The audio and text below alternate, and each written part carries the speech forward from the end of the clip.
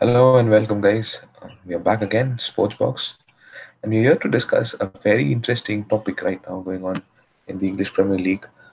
Chelsea Football Club going through a pattern again where their club manager Maurizio Sarri is being questioned, his tactics have been questioned.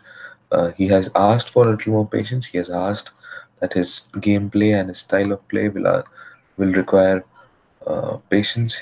He will not change his tactical beliefs. One of the most sought after managers in the summer, because and widely renowned for his style of play, is under a lot of question. Not only the manager but also the players who have actually, or supposedly, as reported by the media, as reported by the fans, down their tools. And who else but Prithvi, my co-host, on many occasions himself to come and discuss this topic. And we are here with our viewers, and please shoot out your questions. So, Prithvi, starting with his press conference in his last game, and obviously there is a video which has been leaked where a fan has asked, and he's actually come and apologized.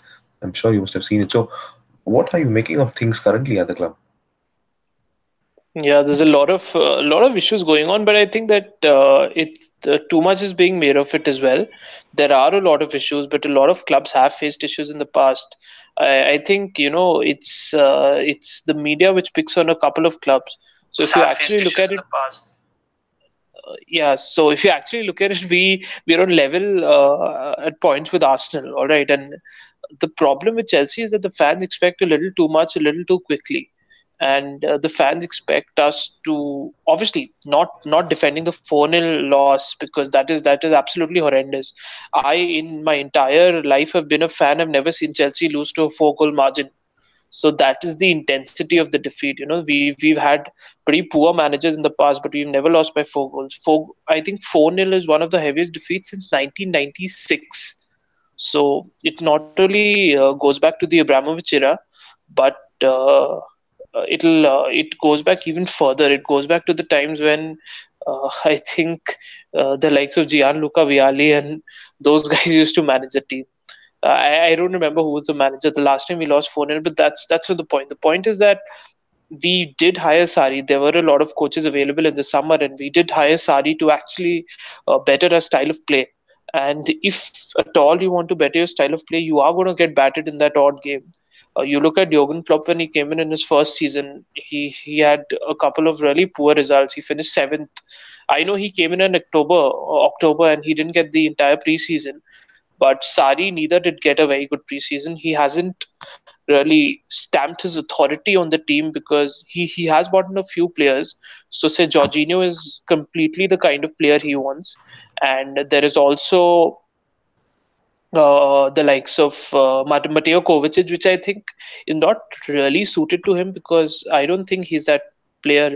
Because Marek Hamsik was one of those players who could actually put in 10 goals in a game, right? I don't think we have any player apart from Ruben Loftus-Cheek who could match that tally. So I think he is getting a couple of things wrong. Uh, but I don't know what the fans are expecting at this point of time. We are still in contention for the top four. We are trying to play a good brand of football. We are trying to play a passing game, but I think the major problem lies that each and every Chelsea player wants to play on the ball. There, no one wants to work hard off the ball. You look at Eden Hazard, he wants the ball at his feet. You look at Willian, he wants the ball at his feet. You look at, I think Pedro being the rare exception who is, willing to do a lot of off the ball work. You don't find a lot of players who who want to make runs, those selfless runs. You might not even get the ball, but what happens is it does attract a couple of defenders. And now what's happening when the defenses are playing with the low block, we have nowhere to go. We actually go to the final third, then we play the ball back to Jorginho, who plays it back to the wing, it comes back to Jorginho, and we don't actually end up taking a shot. So all that possession is absolutely pointless. I think the problem lies in the final third of the game. Right, and on that note itself, Tejas has asked a very valid point because you're saying Jorginho is kind of his go-to man, and he's one of those players that he's actually bought him. So uh, he asks a pretty valid question: is it right on Sari's behalf to put so much, not pressure per se, but to build his team entirely around Jorginho and not sort of, when you have the likes of people questioning Kante could move ahead into the central role. Is it right to build his team around him, or do you think there should His at least be team, a plan B? around Jorginho. Yeah, No, actually, I think that he has been successful with the team which was built around Jorginho. No one questioned him then. So obviously, it was not as competitive as a league there, and he did have, a couple of better central defenders behind him. But the style of football is based on the fact that the regista plays in deepest, and the defensive midfielder actually plays on the right hand side. So that is the system which got him successful, and I think that we didn't get him to win a trophy immediately. We got him to change our style of play, because if we wanted to win trophies, there were a lot of other managers who had past success. We actually, Chelsea for the first time gotten a manager in the recent past under Abramovich who hasn't won a single trophy in his career. So the entire point of getting him in was to improve the quality of football. And now that he's come in, people are complaining that we are not playing at our best, of course, but you see an intent. What is happening here is that we played a very good first half. The I think the build up play till the final third was really good. We were not very efficient in that, close to the box, to the 18-yard box. But apart from that, the speed of the passing, the speed of the build up play was pretty quick. The only issue is that if we don't make those runs, we don't have our wingers and our forwards. I think Higuain was still trying, but if you don't have your wingers making those runs, how are you actually going to split the defense? So I think that has been a very big problem. And if a team is defending with a low block, you have to make in those runs. You have to make like 10 runs. The Boyle may find you once, but that one time you may actually be able to split open the defense and actually score. So I think that a lot of emphasis needs to be placed on the off the ball running. I think Kante has been our best player. He's been terrific in that role. He was a little uncomfortable for the first couple of months, but he's grown into that role. I don't think he needs to move from there. I think that he's unlocked a certain element of Conte which we were to see. He's very good on the ball. He's very good with that quick one-touch passing, and he's very good defensively, which we all know. Jorginho has been a little sloppy at times, but I do believe that he's got the technical ability to actually play in this league. The only issue is that whether he has the physical ability to actually play in the league. right.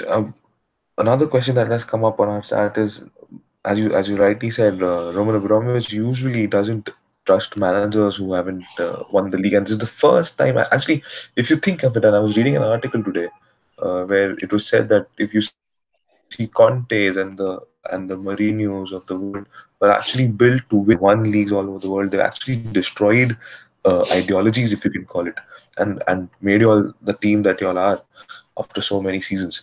So, and even for that matter, Di Matteo's and who won you all the Champions League, you all were built on breaking teams down, and what's actually happened now, and I think that is where Sari hits the nail on the head, is the fact that there needs to be a change in mentality, and that is where you see teams when you have so much of possession, and when Sari's building something around, you would actually want to give, and as you rightly said again, he came in, I think, what, 1 month before the season started, or perhaps even lesser, Mhm. and that was Yep. a really short time. So now that Abramovich has given him, or taken on board a manager with such an ideology, would you say at least 2 years or 2 seasons to sort of get everyone aligned, get his players aligned to his thinking? Until then, another question asked by Tejas again is, till then, would you think Hazard would leave the club? Mm, What is the I time mm, required for him, and to will Hazard stay till that time? I don't know about Hazard. I think he's clearly expressed the fact that he would only move to Real Madrid. So if a bid comes in for Real Madrid, and I think that if we don't qualify for the Champions League, he's going. And he should go. I think he's not that smaller player that he should be playing in the Europa League. He deserves to be playing in the Champions League. And if we are not able to qualify for the Champions League, I think we deserve to lose a player like Eden Hazard, because I think we may not be the best squad in the league, but we are definitely a good bet to finish fourth with the squad we have and with the team balance we have. I know it's a new manager, and it'll just take like a run of 5, 6, 7 good games, and we'll be back in the foray again. But I think the problem here is that uh, we need to have some kind of patience, because they have actually, if you actually see, in the initial phase, if a new manager came in and he didn't win the Premier League in his first season, he would be chucked out. But I remember when Mourinho actually came in the 13-14 season, he didn't win anything. He was still given a second season, he actually won us the league. So sometimes patience does pay off. Conte was lucky, and Conte is, I think, one of the most he's one of the top managers in the game. I think he hasn't he's managed like 5 seasons at club level with top clubs. Okay, he has managed smaller clubs in the past, but with top clubs which should be winning titles, and he's won 4 of them, and one of them coming against the likes of Pep Guardiola, who was also in his first season, mind you. But the problem is that this Chelsea team is so used to winning on the counter attack that I don't think we can change the mentality overnight or in one season. If we really want a long term approach where we want to change the style of football, I'm happy with Chelsea winning on the counter attack. I absolutely have no problem in that happening. But when the club have actually decided to go in a certain direction, it's better that we back it rather than sacking a manager, because a new manager comes in, he's not going to guarantee you a trophy in his first season. What we need to do is we need to finish in the top four. And if at all we finish in the top four, I think Sari will be guaranteed a job. And even if he's not, excuse me, I think he should still keep his job, because we have, and he should get a couple of more players who will suit his style, so that he can actually stamp his authority. If you actually look at Pep Guardiola's team, the squad that he inherited, how many players are actually playing in his first team? I can Yeah, only think of David Silva, Kevin De Bruyne, Sergio Aguero. yeah, that's true. Yeah, His that's the first exactly core reason team. which Jose also was sort of chucked out. Now he's eventually been chucked out, but that's also one of the reasons which he was blaming the board for. When you're actually getting a manager and you're getting a style on board, then you might as well support him. And I think that's why Klopp and Liverpool have done very well. That they've actually got the kind of players you name it Wijnaldum, you name it Shaqiri. These might not be big name players. You name it Mane. These are all players, but who support or who are literally based on Klopp's style. And like you're saying, it will require 1, 2, 3 seasons and a bit of positivity around the club to um, get you all on the same page. Yeah, exactly. I think that Klopp has also, he hasn't kept a lot of players that he actually inherited in the first place. The team which, if at all, who are currently on top of the table, if they actually win the league, he will actually have a new front three, have a new four-man defense. I think Alexander Arnold came in from the academy. Van Dijk again is his signing. Gomez again is an academy player, I believe. Robertson again Yeah. is his signing. You Mm. look at the three-man midfield apart from Henderson. I think Mm. Milner was his signing. Did he come in I- 3 years? Yeah, under Klopp. Yeah. Yeah. And Naby Three. Keita is his signing. Fabinho is his signing. Mm. Salah is his signing. Mane is his signing. And Firmino, I think, was he bought under Brendan Rodgers, or I think but no, but yeah, yeah, under but the Rodgers' point, last season. Yes. but you look at the larger picture, he's actually been given time to stamp his authority on the team. So I think that I mean, I know it's not an excuse. You still need to finish in the top four, because you have a player like Eden Hazard. Higuain's just come in; he needs to settle. But there are a lot of things that need to be ironed out initially. And as he stated in his press conference, that please don't call this Sari ball, because this is not my kind of football. We are not actually seeing his kind of football. And if the manager says that after 5 months, I think he is partly at fault, because he should have. I remember when, even when you're winning the matches, every game in the initial, every week in the initial part of the season, he Mm. always stated the fact that we are winning it because we are highly motivated, and uh, I don't think we are actually playing my kind of football for 90 minutes, but we're still managing to win. But what is happening now is we're going one goal down, and we resort to the counter-attacking football, and we're not set out to play that counter-attacking football at this point of time. And teams are going to defend deep, so you're not actually going to get a lot of chances to counter-attack. if you want to counter attack, you need to give the opponent a lot of the ball. When Leicester actually won the season with, I think, 37% possession, they And were yeah, 37. Yeah, so they were actually letting the opponent have the ball and then breaking on the counter. So if you actually want to score like Liverpool against the big teams, it's very seldom that they dominate possession. They let the other team have the possession, and that is when they are the strongest, because they know that they have the likes of Salah, Mane, Firmino who are going to break at pace and actually score a goal. So I think we are not set out to play counter-attacking football. We're set out to play attacking football, and we should stick to that. And I think the mentality of the players has to be questioned. Apart from Cesar Azpilicueta and a couple of others, I don't think there are a lot of strong characters in the I was dressing room. coming to that question. Tejas has asked again. Like manager actually came out with an apology, which is a brilliant thing to do, and you can see the human side of him. You can see a side of him where people have actually loved him for his time in Naples, and why people go in touch with the fans, in touch with the ground reality, and people are blaming him for his style. And one of our very famous Chelsea rantmans, Abradeep Saha as well, actually had a video on this, and he in fact during his rant pointed out the fact that you can blame him for 10-20%, but the players do seem to, like, not down the tools, but do seem to bother a little less, and the inconsistency sort of breeds from there. So that it looks like it's a little muddled up.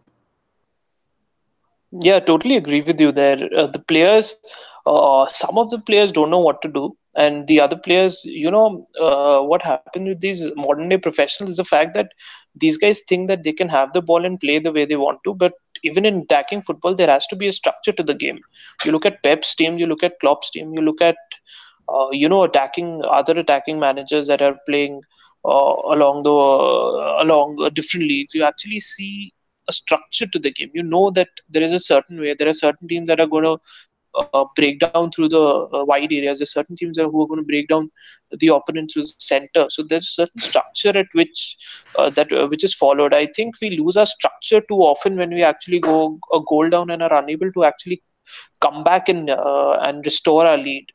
I think, apart from the initial part of the season, we had that 2-1 win against Watford, where Watford actually equalized and then we got the winner. But I haven't seen a lot of games where we actually come back this season. So I think Chelsea under Antonio Conte were famous for coming back from 1-0 deficits, or in the odd game even a 2-0 deficit.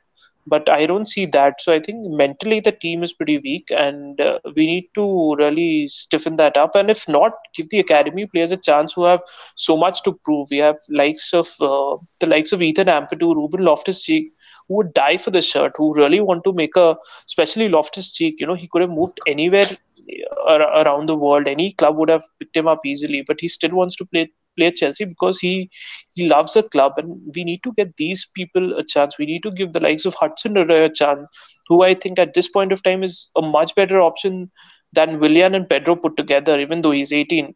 So don't really look at the age, look at the kind of talent the guy has, and what extra does he get to the game, because he's pretty good off the ball and he really hugs the touchline. So he's really playing right on the touchline. So he's really playing wide. He adds an extra dimension. Knowing that Hazard is not going to play too wide, you know that the other winger has to play wide. That is what was very successful at Napoli, where Insigne used to cut inside and Callejon was running down the right and flank, right Mm. hand side. So there are a few things that need to be taken into consideration, but I don't think the putting Kante at the defensive mid would actually solve the problem. That is, people who actually don't really follow each and every Chelsea game, who don't watch the games for 90 minutes, they will realize, okay, Jorginho is a weakness, but Kante at that right central midfield has been absolutely exceptional. He was our best player on the field yesterday, and he's been our best player for a while now. Right, another question we have got, and it's a pretty interesting one, saying that there are too many attitude problems which are coming out time and time again from a lot of these clubs. You see Ozil's case, you see Pogba's case, high-profile players playing under pretty high-profile managers. And do you think the wages are causing this? And it's actually a very solid point of view if you look at it, because the players under question are always either top players and who are terribly inconsistent too. But if you are being um, or if the benchmark is a Ronaldo or a Messi, then inconsistency will come out a lot, and and hence if you see the top English clubs aren't doing well because players are inconsistent. Managers have had to been and people have questioned Sarri saying he can't motivate them enough. But you can't motivate a team which was a Premier League champion two seasons back. So it's not only the motivation of the manager that's a problem. So is big money that is causing a lot of this? Do you think? I think the game in general has turned soft. You look at the managers, the media is constantly praising the likes of Pochettino and Klopp, who haven't done anything, who have good relations with the press, and who go easy on the players. They're not big taskmasters. That is how it's come down to. The managers don't really give the player opportunities to really thus criticizing his players and saying he's not got the best players. He has to only do our replacements or managers in general has gone soft. I remember the likes of Arsene Wenger at his peak, Sir Alex Ferguson, Jose Mourinho, the rivalry that these guys had. I don't think we see that anymore, and I don't see the kind of rivalry in managers. I think Antonio Conte was one guy who actually had that character, which I really liked at Chelsea, because you need these hard men in football again, man. I don't think these happy-go-lucky, and they may win titles, but I think that that mental toughness and uh, Legacy, yeah, yeah. that's gone down in the game. I think the mental toughness and the fact that a lot of clubs grinded out results and held a lot of pride in that. I think that is an element that has only gone down to the smaller clubs. I really love Wolverhampton, for that matter, because they are a team who are not the most attacking of teams, but they're well set up, they're well organized, and they they they can grind out that result in spite of the fact that they may not be as good as the top six teams, but they still have been very successful and very good with the in the games against the top six teams. Yeah, because in their lives, and I was just watching or just catching some highlights of their last game against, I think, West Ham, where they won 3-0. Some terrific football, and their organization is brilliant. Fabianski was totally thwarted throughout the game, and you have to give it to Nuno Espirito Gomez, Sanchez or Gomez, whoever that is, to the way he set it up, the way he barely says much. He has kept it very simple. He's got a lot of players in, no doubt about it. But you have to give him credit because he's doing well than a lot of the managers who have built teams. um, the likes of West Ham, who have got a lot larger budget than them, and he's actually being able to manage a team that well. Raul Jimenez is a revelation. Doherty is a revelation. So uh, you're right. If the manager is, uh, I think the legacy, and I think the the style of play, the longevity comes when you give manager a lot of power. And Masari himself has come out today saying you see the best teams, top three teams currently have 5 years, 4 years, 3 years of managers, and that in itself is an answer, and that's brilliantly put out. Saying if you give people who managers that control, you give managers that much of um, power to buy players, to build their philosophies, and that's the reason why you see Klopp and Pep having such strong philosophies, and they are the only ones who are challenging for the title. Yeah, Also, exactly. You need time. You need. Yep. yeah, please go ahead. Yeah, No, no, you're right. You need time, but also the fact that you need to push out. You need players to be tough because they're all around.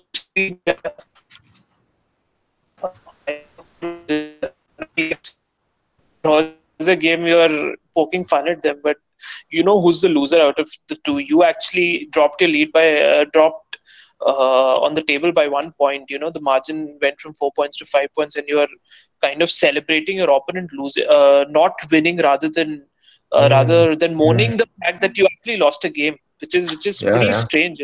This is what football has come to, and this is what Actually, yeah, yeah, yeah. is happening these days. And and again, Tejas has put out a beautiful question here, right? Exactly on the point. Walker actually commenting on social media. So he asks that people like these players have been given access. You see Pogba, Lingard coming up with videos. You see Ozil saying although he's not very uh, sort of open on social media. You see Kyle Walker, you see Deli Ali, very open, very vivid on social media. But when because they have left themselves so open to the public, it actually would backfire when you're not playing well. They'll be made heroes when they are doing very well, and as soon as a couple of performances goes down, it sort of it's as you said, it's like the nature of the world, and it is becoming very difficult. And I think just to bring in a small cricket context here, Rahul Dravid made a very beautiful point very recently, saying that these new generation of professional sportsmen might have to be trained into communication, might have to be trained into multiple careers of not sports and somewhere related to it, because that's how you would build individuals. And Jose Marino himself had said in a beIN Sports interview, saying that there is a certain lack of individuality, lack of character, lack of leadership. And this is one thing that especially the young players like, and you're right, you see Harry Kane who's done very well, and the first thing that you hear from Pochettino or the England coach is the fact that he's very well grounded, and he's as he was when he was 21 or 18, 19. So a quick roundup, and we'll summarize this entire session. Firstly, um, one is if you had to pick a best team, right? If you had to pick the best 11 currently of your players, now that no one has come in January, who would you want the Chelsea 11 to start week in, week out? So I would stick with the likes of Rudiger and Luis because I think apart from the odd game, they're pretty good otherwise. Chelsea have the second highest number of clean sheets after Liverpool, so which is an achievement with the kind of defenders we have. We have 10 clean sheets this season, and Liverpool have 13. So I think that I won't change the backline much, apart from the fact that I'll get Emerson in for Alonso. Alonso has been pretty sloppy of late, and unless he actually returns to his form, I don't think he's a player that I would want to have in my team.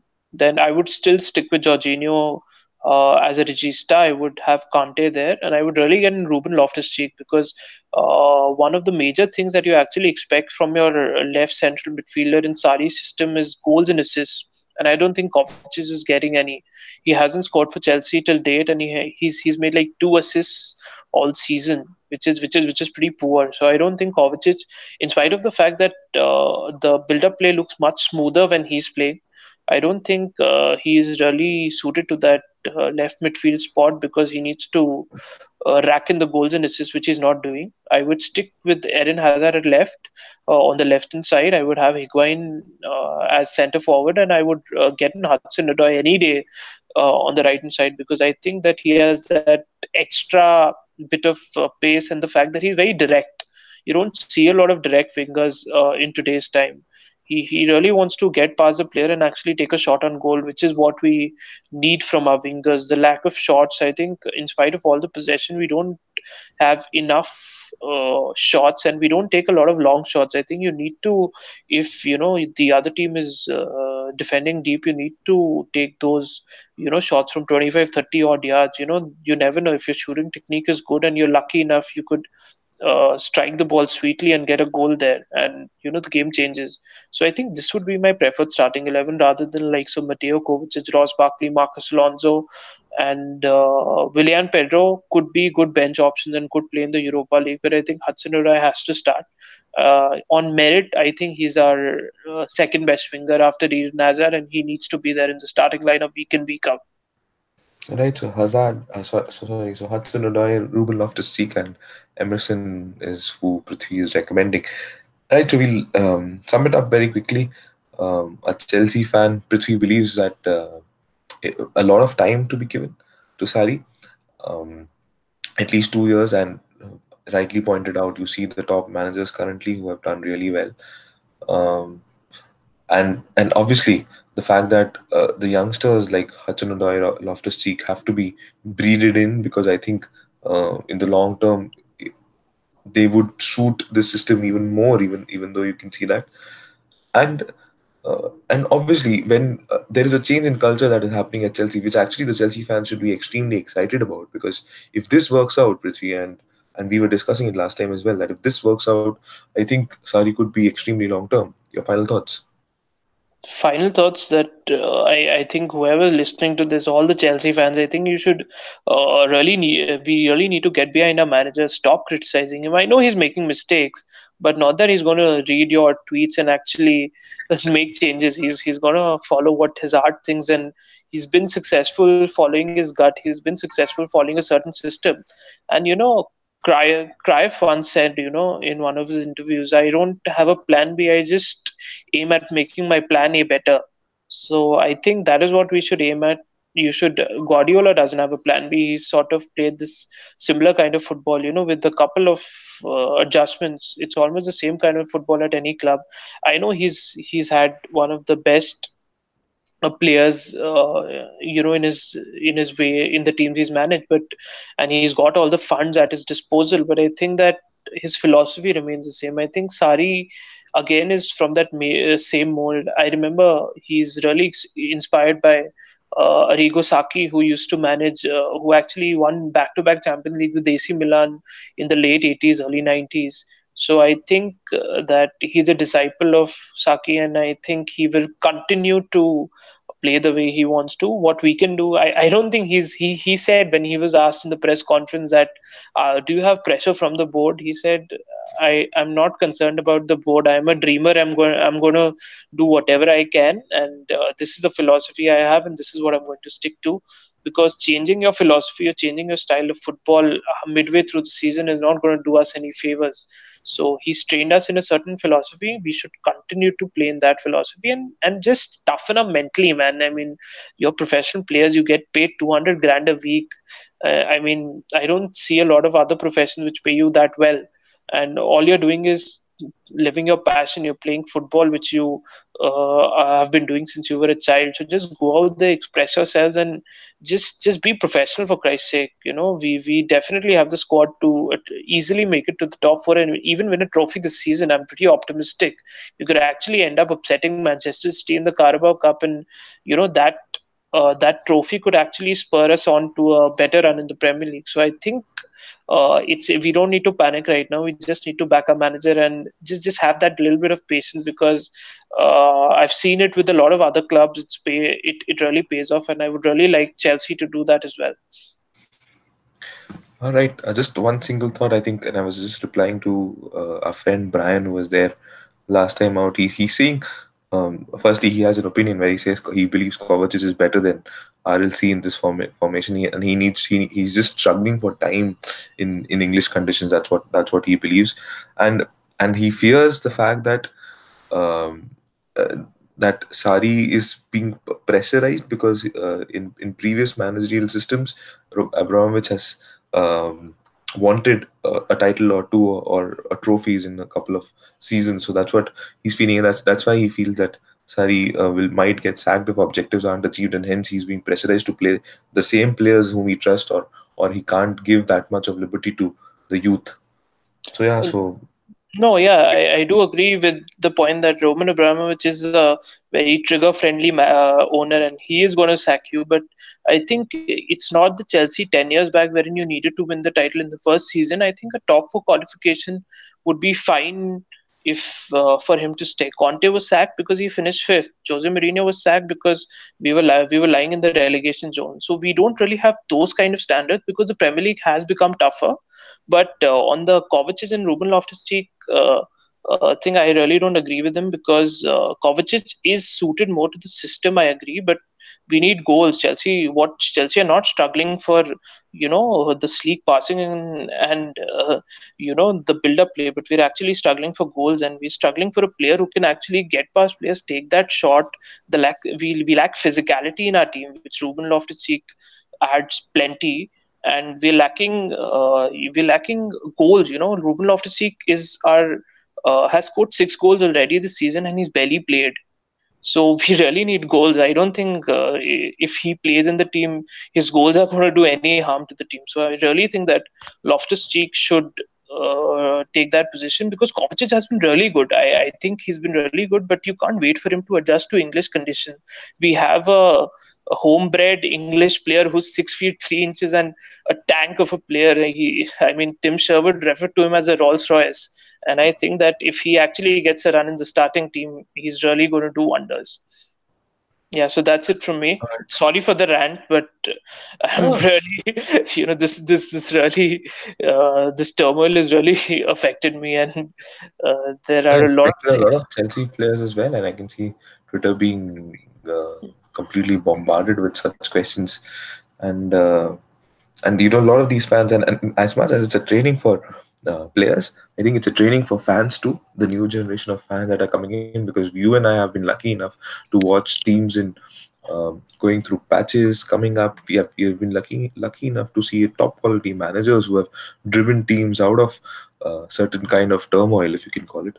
But I think even the fans will have to adjust to this. Fans will have to adjust to inconsistencies. Fans will have to adjust to the fact that, uh, especially in Premier League, if you don't spend too much, you might actually be not be able to compete to the title, compete with for the title, as you see with the likes of Tottenham, Chelsea, United, Arsenal, time and time again.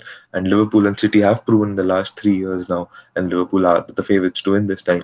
That spend good amount of money in the right areas, and you're there. So yeah, lesson for fans, lesson for managers, lesson for players.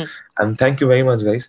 Prithvi has summed it up brilliantly. His passion coming out in full flow. So and keep uh, checking out our videos.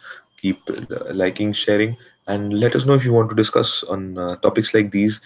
Something which has triggered fan emotion, something which triggers the actual football fan in you. Bye bye. We'll see you. Good night.